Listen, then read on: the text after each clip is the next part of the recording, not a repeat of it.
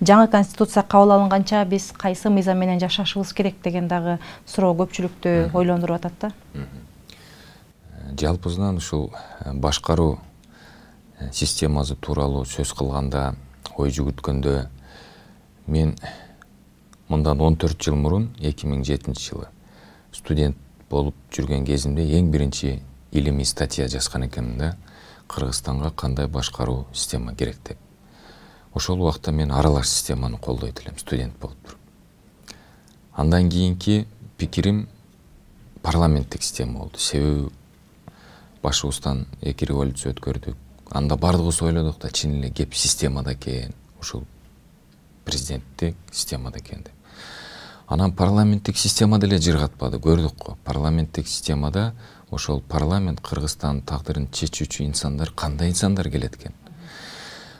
Анан мен бир тыянакка келдим да, бул тууралуу өзүнүн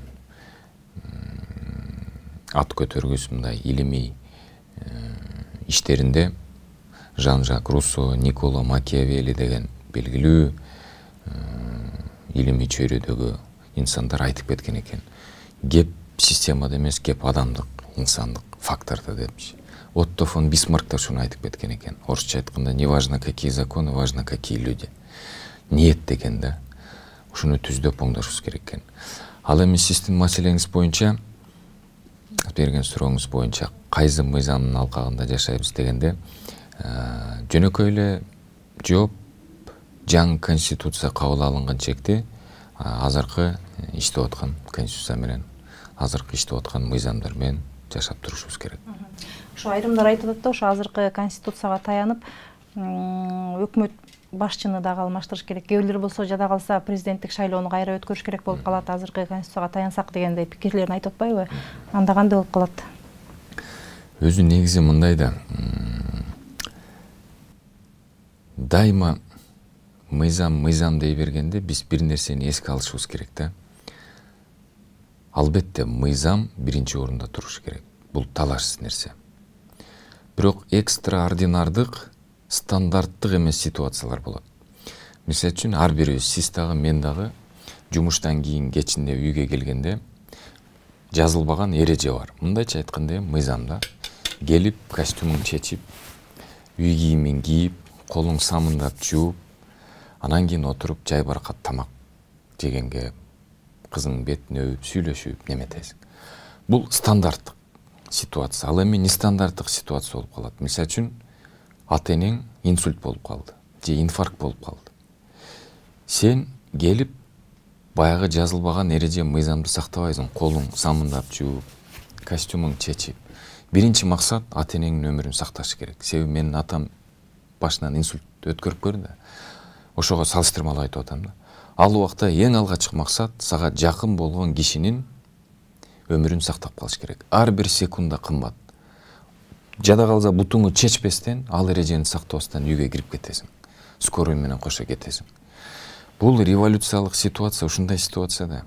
Бул жерде такыр эле мыйзам деп ар бир жол жобону сактап отурса, ар бир күн кылымга тете, мамлекетти жоготуп коюш ыктымал да.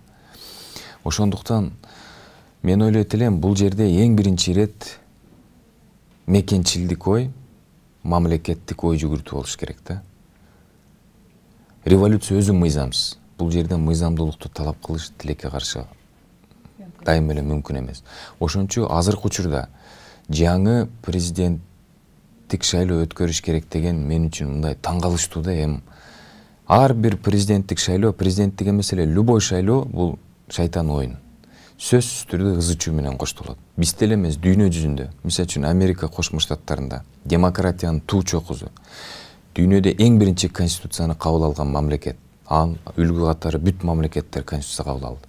Акыркы шайлоону көрүңүздөрчү, Байден менен Трамптын.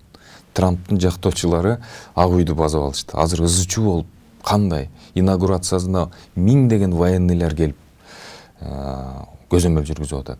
Эми Америкада ошондой болгондой биз эми араң өткөнкү революциядан кийин бутубузга туруп, дүйнөлүк коомчулук таанып, эми бизнес өз ишин жакшы алып барып, эми бардыгы калыбына келип атканда дагы бир орчундуу социалдык шайлоолорду өткөрүүнүн кажети барбы деген суроо туулат да.